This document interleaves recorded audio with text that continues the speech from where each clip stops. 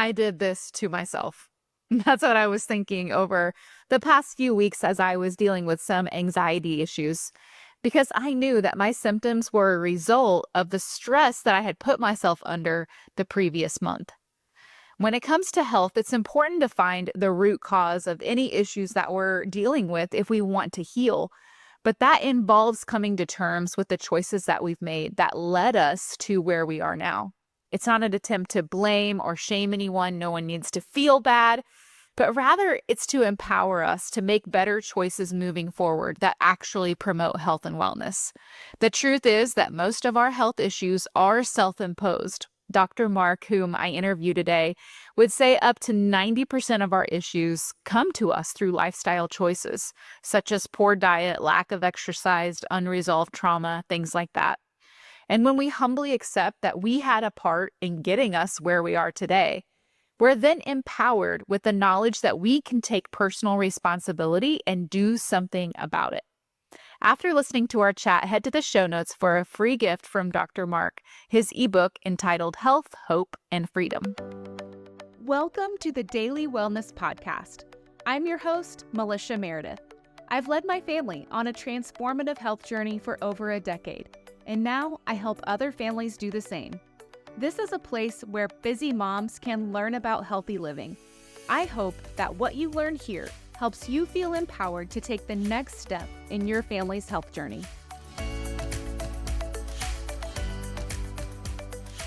Hi, Dr. Sherwood. Thanks so much for joining the Daily Wellness Podcast. Alicia, thanks for having me. I appreciate it. I've been looking forward to this. Yeah, me too.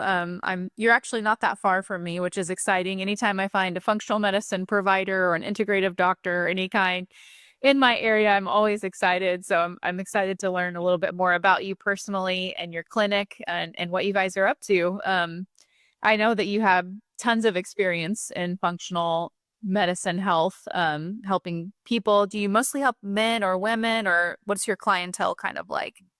Well, interestingly enough, when I first teamed up with my wife, we started the Functional Medical Institute 15 years ago. I would bet you that 90% of our clientele were ladies. And in the office, I was the only guy. So I joked around facetiously that I became an expert in estrogen dominance early on. And so, but then as time goes on, guys are different. They're more,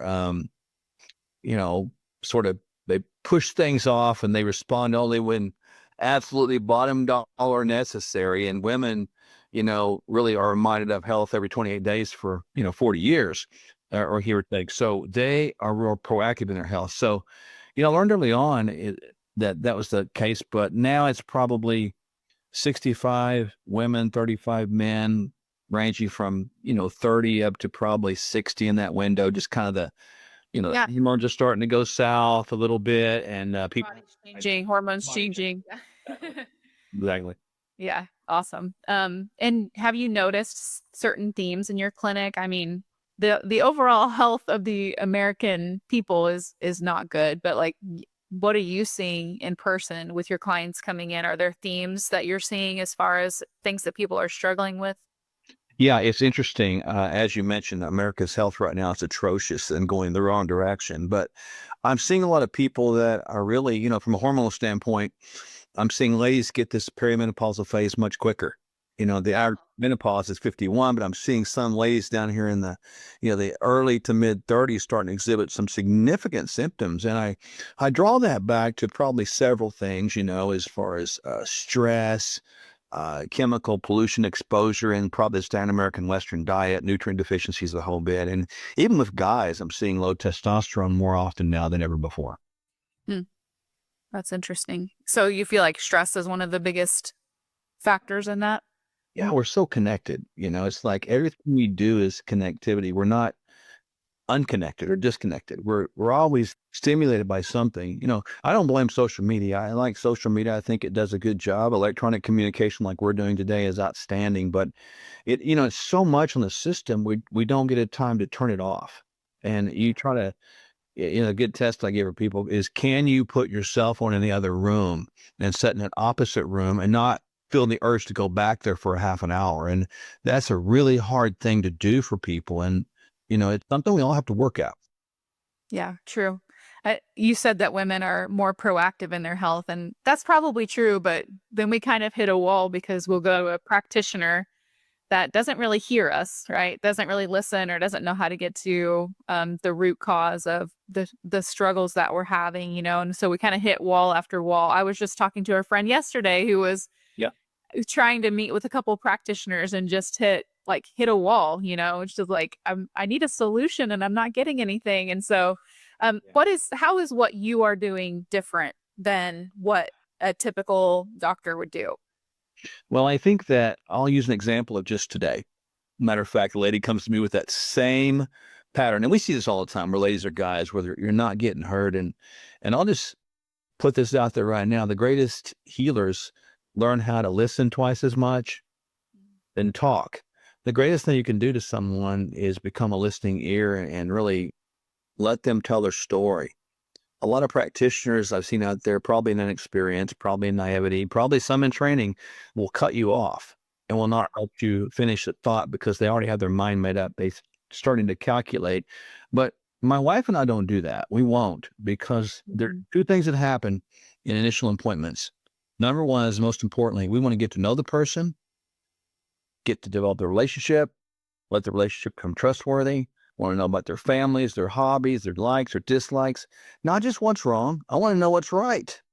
And that's such a relief. It sort of lets the I don't know, the shield of uncertainty come down, and you can see it. It shifts. And just today the person told me, "Wow, I haven't spent an hour and 15 minutes talking with a doctor." She used that word, with a doctor, in my entire life.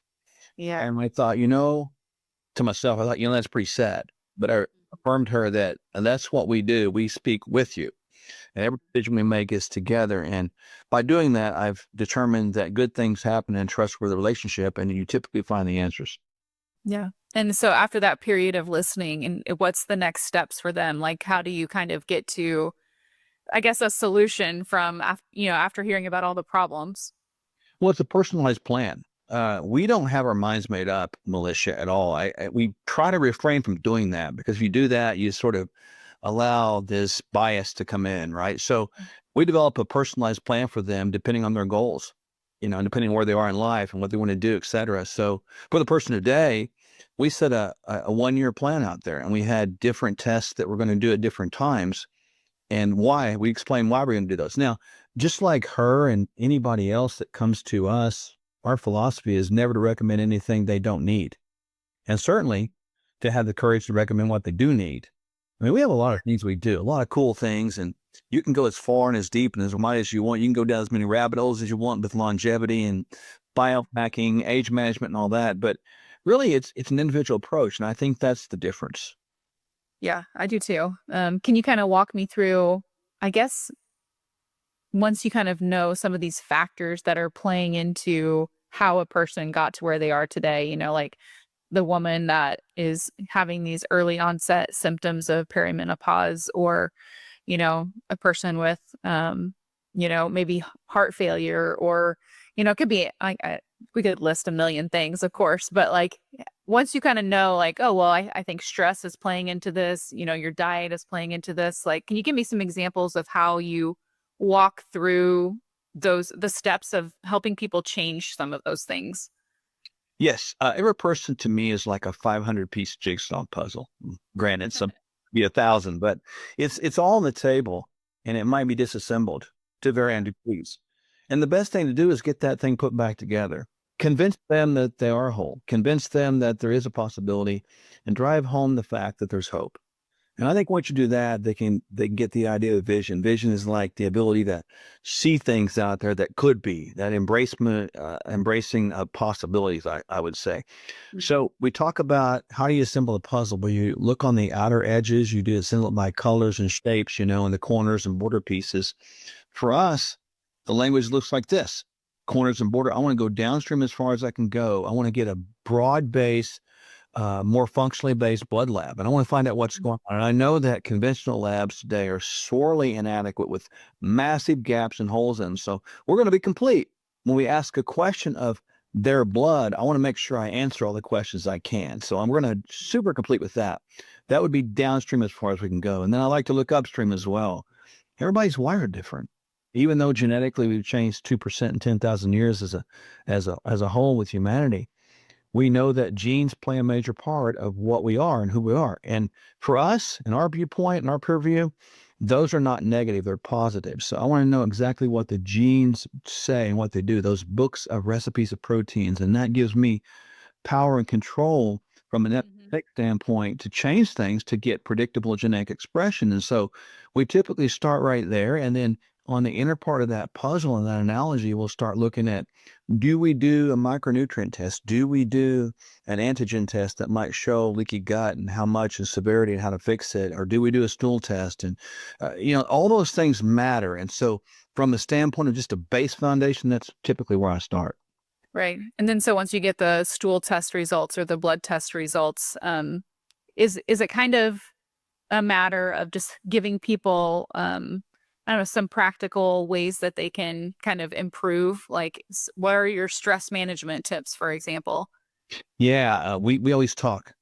Every Yeah. person we deal with is physically, emotionally, and spiritually built. So we're three prongs person. Some would say intellectually is the fourth part, and maybe financially is the fifth part. So we're talking about all those things all the time, and it doesn't matter which area you're having struggles in; it will affect all areas. It's like that three-legged Mhm. stool, and one's weak. And so with stress, we have a very unique approach with that.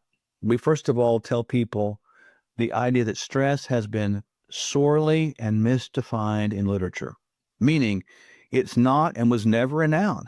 It was not, because I could say, Militia, what is stress? And you would come up with something, I would come up with something, and all the listeners here would come up with something else. And it typically wouldn't be a person, place, or thing. It would be something, a context, an idea, maybe a perception. Stress is not a noun, meaning it cannot control you. If we determine it's a verb, that means we have direct control over it. So we like to define it this way. Stress is an action you take in response to life expected or unexpected occurrences. So if it's an action you take and it's a verb and you mean you have control over it, you're back in power. Mm. And so stress then doesn't become something you can't manage or something, God forbid, is managing you. Yeah. Simple example I give people is a traffic jam. No matter how many times you hit that horn, how many times you hit the steering wheel or get mad or hopefully not say a curse word, you know, Yeah. doesn't make the traffic move anymore. Yeah. So we have a decision at that point. Do we get angry? Or is this maybe a time to stop and just breathe, chill out, maybe listen to nothing, maybe just be thankful for a moment, maybe be grateful. And talking to people like that, it gives them a sense of confidence that you care, that you can be Yeah. empathetic. And I think people relate to that. So, our job, my wife and I, we go through stuff. We have stuff facing us every day, and that's how I have to deal with it.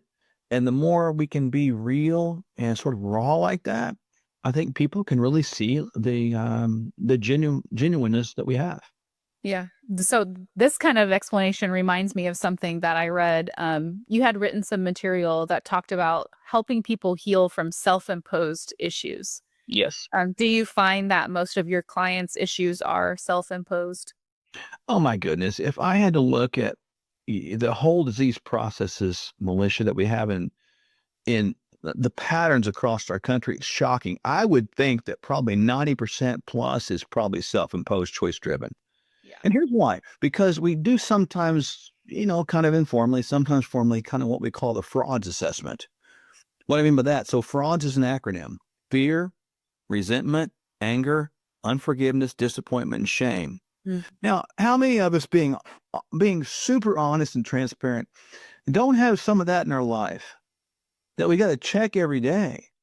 And when you have a frauds assessment, if those things have control over you, or you've given them control over you, giving them dominance in your conversation, thought life, etc., you've been defrauded Mm. of the very thing called life. And if you don't have that life at that point, you don't have value. You don't see yourself as militia or Mark. You Right. see yourself as pissed off or angry or resentful or I'm ashamed. And so we've got to get past all that. And if we don't get past all that, we sort of lean to those things that are false comforters, Right. like a Right. cookie or a sandwich. No, Right. that right. It's so, and they'll try that because they're not real food and they provide nothing more than a drug. They drive dopamine, they drive the opiate receptors, some of the breads and grains, and it's like we've got to learn that we're being drugged by this societal thing. And I tell people this: don't do anything food wise anyway that the government subsidizes. And if you just listen to that, you'll be Yep. Yeah, you'll be taking a big leap in the right direction.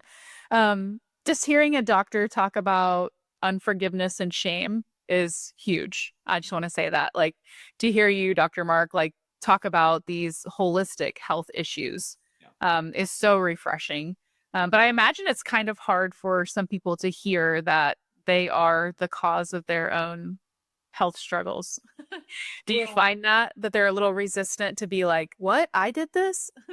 it depends on how you frame it. Yeah. I try not to tell somebody that it's your fault.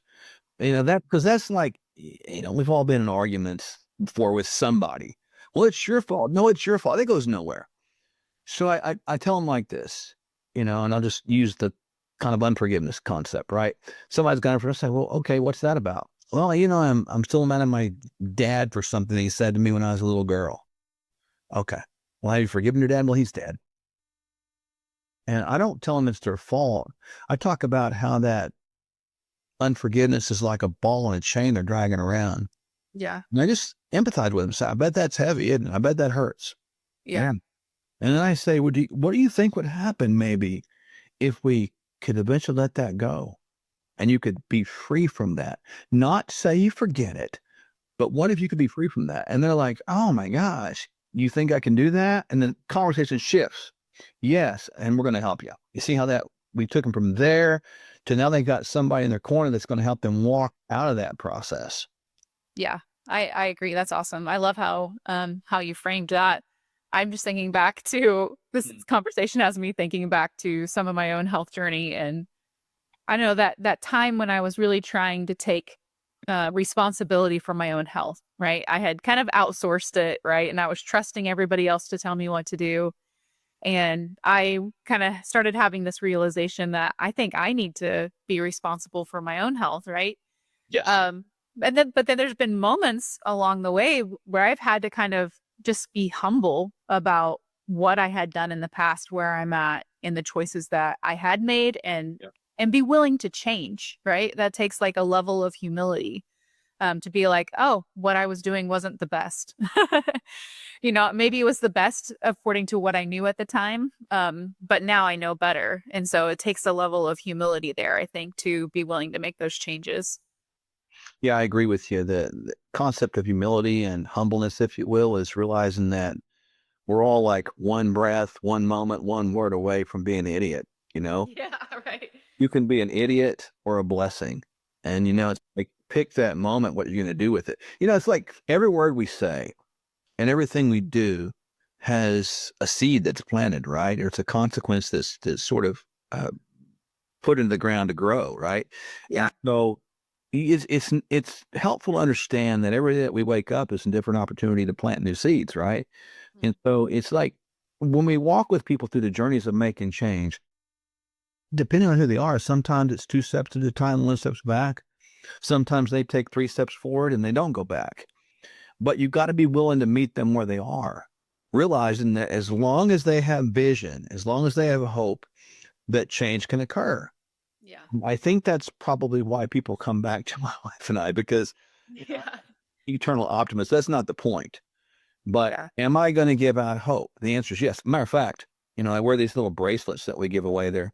They say hope, Diva. I don't know if you can see I it. love that. Yep. I'll load up with two at the beginning of the day and I'll give them out, or when I'm out and about because, hope is something that sort of keeps us alive, and if we had that little moment, that little glimmer that says I can make it, that's hope. Mhm. And so Right. we got to walk with people where they are in that journey. Yeah, I agree. Love that.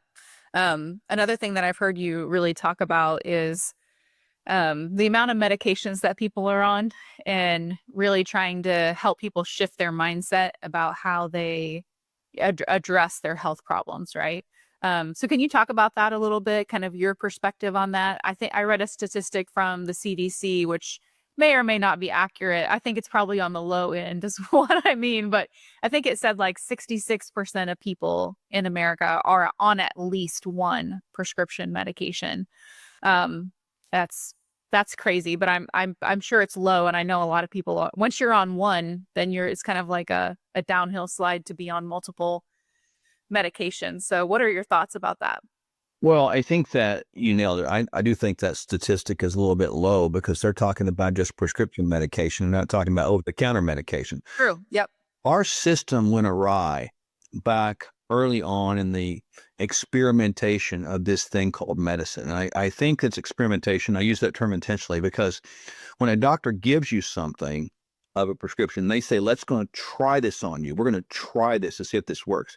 Meaning they don't know. Keep in mind, depending on some statistical databases, the fourth leading cause of death might be properly prescribed medication or properly done procedures. So that makes you go, whoa, wait a minute.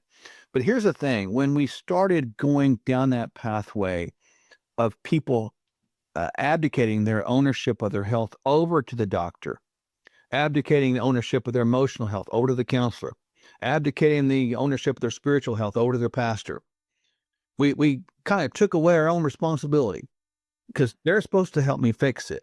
And then that transitioned in us going to a place to ask this question, Militia, what's wrong with me? See, the whole conversation is spent what's wrong. And I challenge the ladies out there listening now, don't do this. I'm just being funny, but Yeah. go home today when you listen to this podcast and say, listen, honey, I got a good idea. Let's spend one day a week and all we're going to do.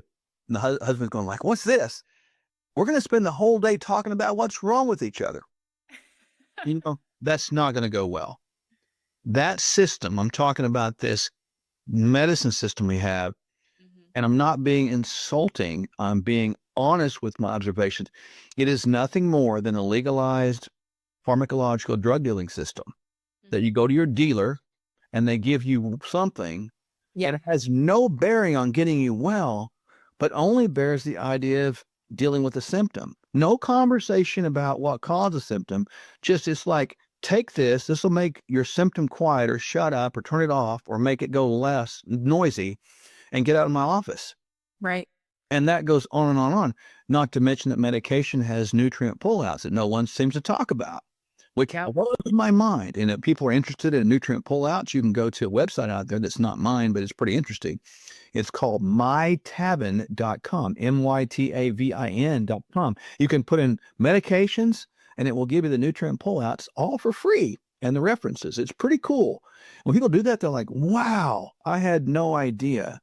And so you can actually be creating new problems by pulling out nutrients from certain pathways that fulfill other aspects of your body's functionality by just properly taking medications, which is why one can lead to the other. And it's not a system that's ever going to do any good.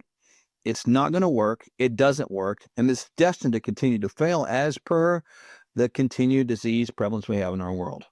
Right. That's what I'm saying. Yeah. The outcome is not good. But if you look at where we're at today, like I can't remember the numbers, but I think Americans spend like the most money like on pharmaceuticals, right? Of any country in the entire world, by far. Right. And yet we are still not well.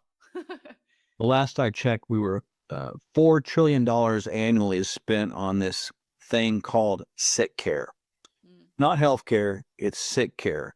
When you look at that from the standpoint of what I said earlier, that what if 90% of our illnesses were self-imposed choice driven because of ignorance or not knowing or failure to change or not having the right information? What if you pulled off 90% of that? What good could you do with that amount of money? And what would that do to society? What would it have done during the COVID time? I mean, what would it have done? I mean, this is vision we got to have. And people, Militia, have to take ownership of their health again. And there's not an option at this point. The time is now to do that. Yeah. What are the categories of health that you think people really need to take ownership of? Well, I think mainly the idea that the classic disease processes we see out here, type 2 diabetes, autoimmunity, cancers, Alzheimer's, dementia, heart disease, osteoporosis. Let's just call it those 6. You look at those things and you go, my goodness, were they around at the astronomical proportions they are today? Were they around that, even 100 years ago? And studies would say, well, no. But then the naysayers would say, well, people didn't live as long. That's why. It sounds like a good excuse. But then There wasn't as much diagnostics. oh, yeah, poor diagnostics to get that. I get back and say, well, what about the genes that have changed 2%? You keep blaming it on them. And that, of course, shuts them up because the Human Genome Project was a failure as far as determining the cause of disease. So all these are driven by societal or environmental, which has transitioned to norms, which has hurt us. Yeah. It has brutally hurt us. It's almost like a brainwashing or an indoctrination has occurred. Well, this is what they said, so therefore, and frankly, one of my colleagues, I use that term loosely, in a sense, but they don't know any better because you spend 12 years of school and, and to spend, $500,000. Would you really accept it well if you were told that 80% of that is not even true at this point? Well, that's science. Science should be an evolving process, not a static thing that we say trust it, because the scientist is one militia that looks at science and says, you know what? I'm going to figure out how to poke holes in it. And what's left over is what I believe is science for now. Yeah, true. I like that a lot. If we're really taking, what does it look like in your life, I guess, that for you to take personal responsibility of your health? Like, what kind of habits have you built into your life?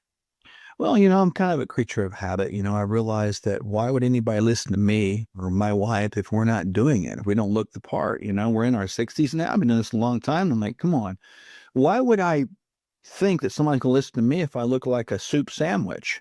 And I don't mean that I mean funny, catch me in the afternoon like this, it's going to be all right. But I think that I get up every day, and my wife is included, and get up early. I probably get up at 4:15, and I get up and I kind of get myself ready. I may have a cup of coffee, organic and mold free, of course, right? And I spend a little time praying, and I think that's important for me. Some people meditate. I was thinking getting quiet's a big deal. Then I go to the gym, and that's preparation time for me because yes, I'm exercising. Yes, I have a purpose. Yes, I have a plan, but I'm not doing anything other than celebrating movement, quite frankly, and then that gets me ready for work. I've already examined the night before who I'm going to see. I've studied their charts. I know who they are. Then I go to work and I take it one person at a time.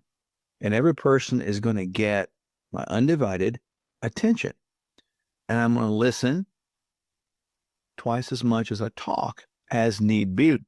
Sometimes they want me to talk. They want me to explain things.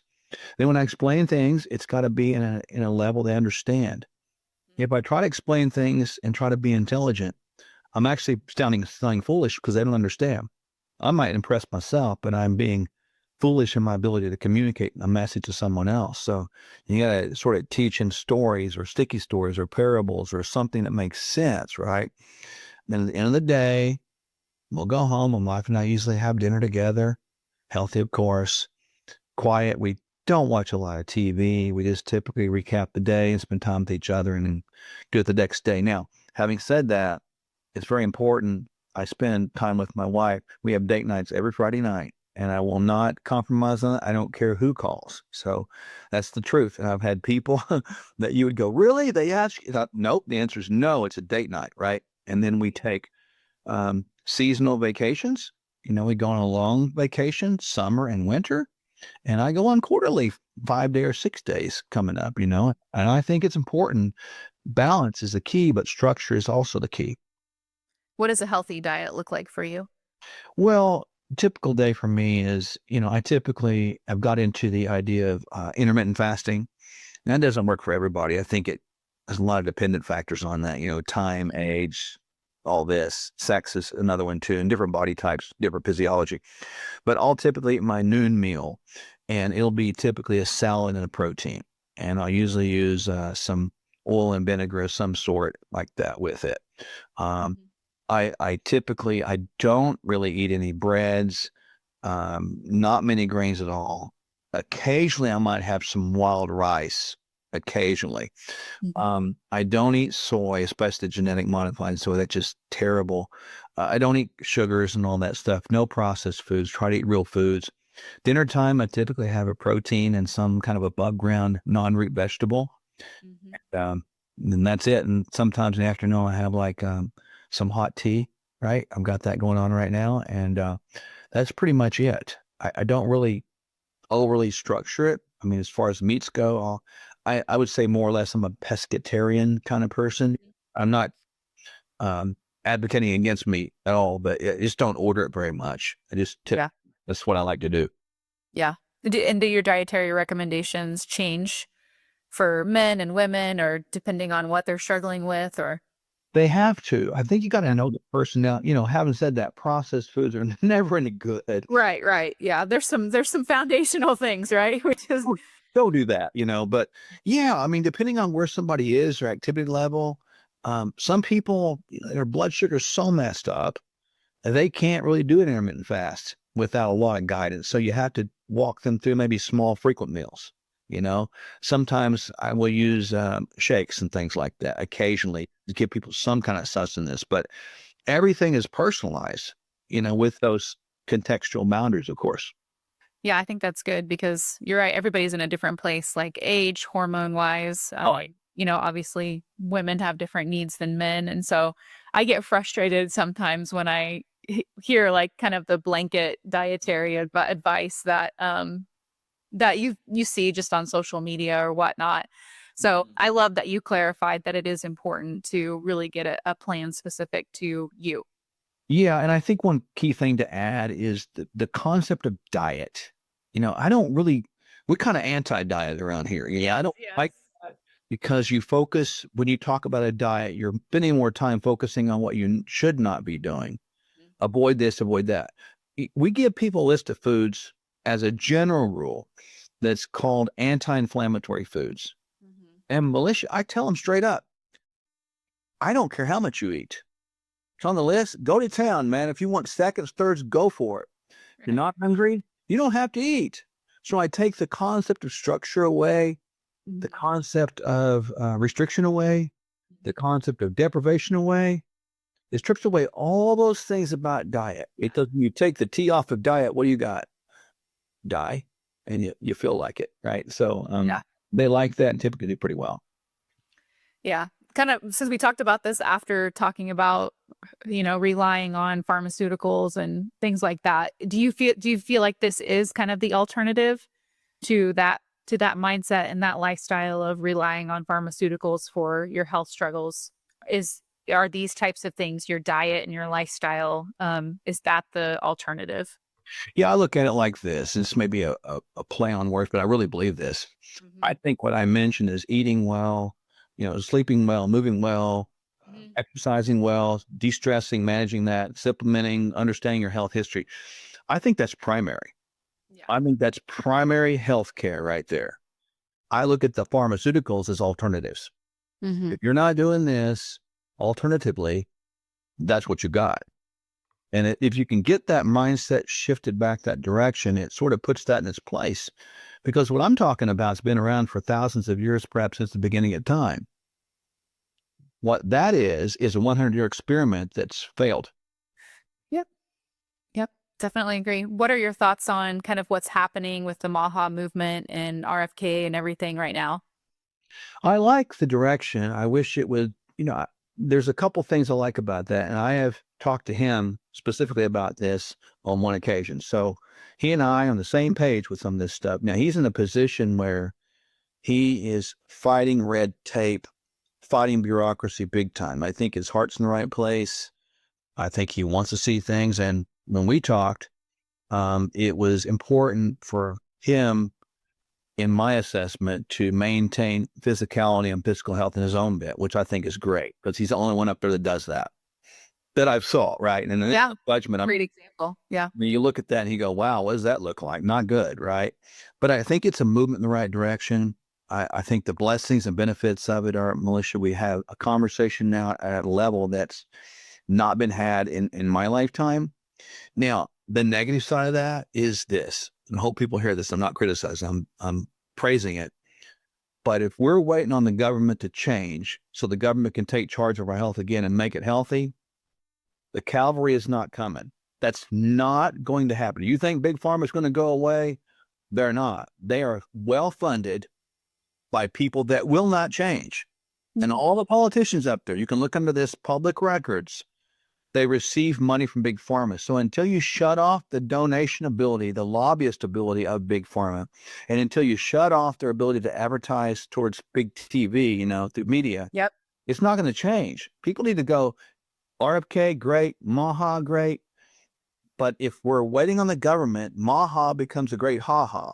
And I mean that intentionally because it's not going to work. Because in 3.5 years, things could change.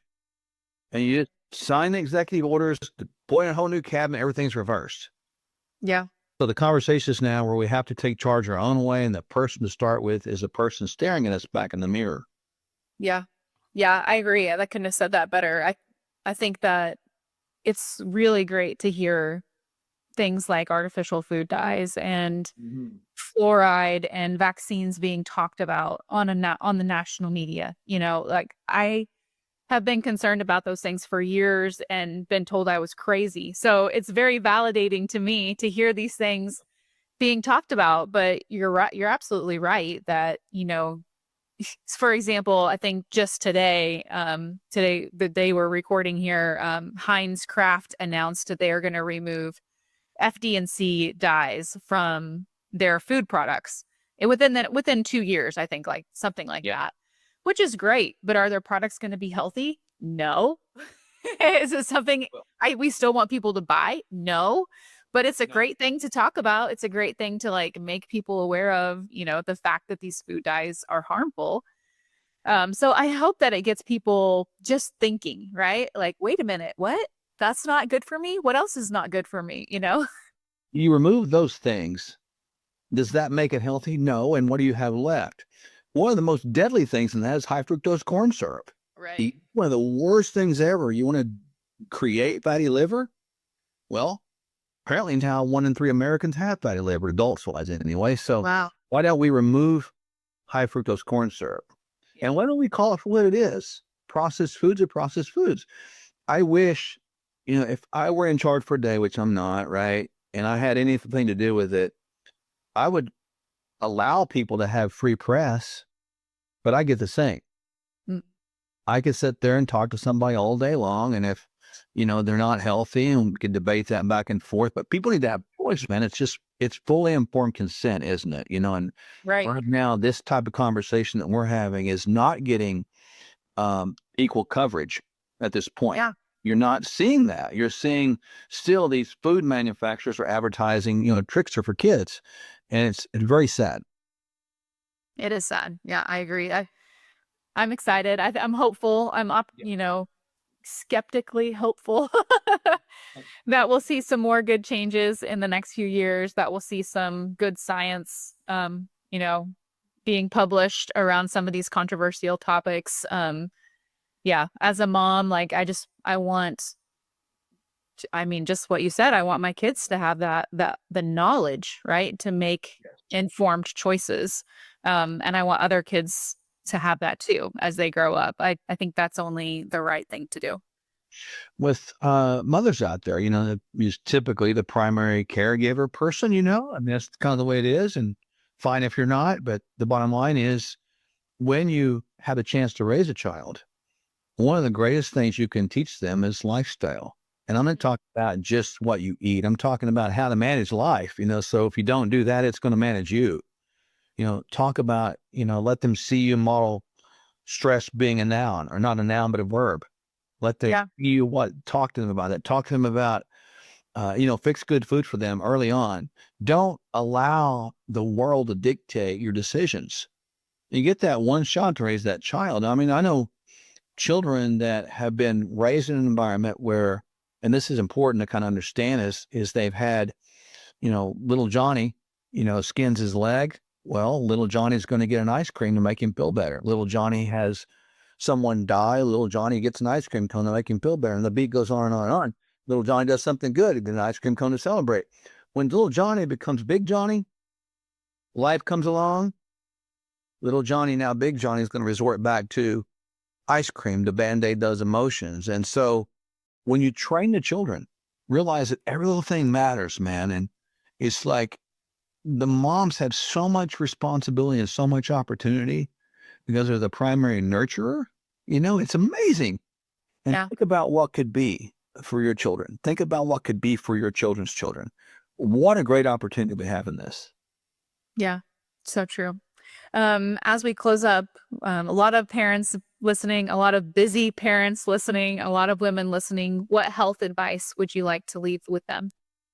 Start right now leading your children into health by you doing it. You doing it. I get it. You're inundated with all kinds of stuff. You may be stressed to the max, running errands every day and running kids to sports, this and that and the other, in school and activities. That's increased from my time, I tell you that much. But realize that every moment matters. There's a solution out there. My wife and I can tell you 100% certain that you can find solutions with snacks and things like that that are awesome. Ingredients list, small as possible, as natural as possible. If you see a chemical on there, wasn't like that in nature. Teach your kids to get outside and get outside with them. Breathe fresh air, get some sunshine every day, and get them off the screen time, because that will absolutely drive the chemistry in the brain in a different direction. So those are just a few tips I have, and just start fresh, start today, one thing at a time, and just make a positive process in that progression. And how can people connect with you or keep learning from you? They can go to Sherwood.tv, Militia, and all of our blogs are on there, and our books and resources and movies and supplements and all that. And as a clinic, we have free webinar once every month on the second Tuesday. People can listen to that if they want to, and if they want to become patients, they can. But the webinar is free, and it kind of tells all what we do, and people can ask questions. And do you see people virtually or just in person? No, we do. We have licenses in almost every state in the nation, which is a big endeavor. Yeah.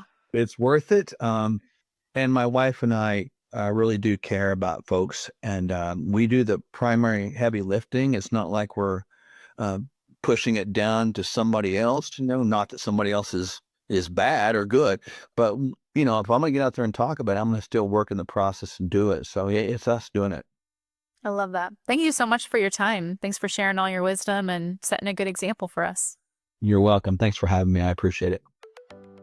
Thanks for listening to today's episode on the Daily Wellness Podcast. We hope that you found it helpful for your own wellness journey. And if so, we'd love for you to leave a review. Then come back and listen for review shoutouts on upcoming episodes. For more information, check out the show notes and connect with us on our website, dailywellnesscommunity.com.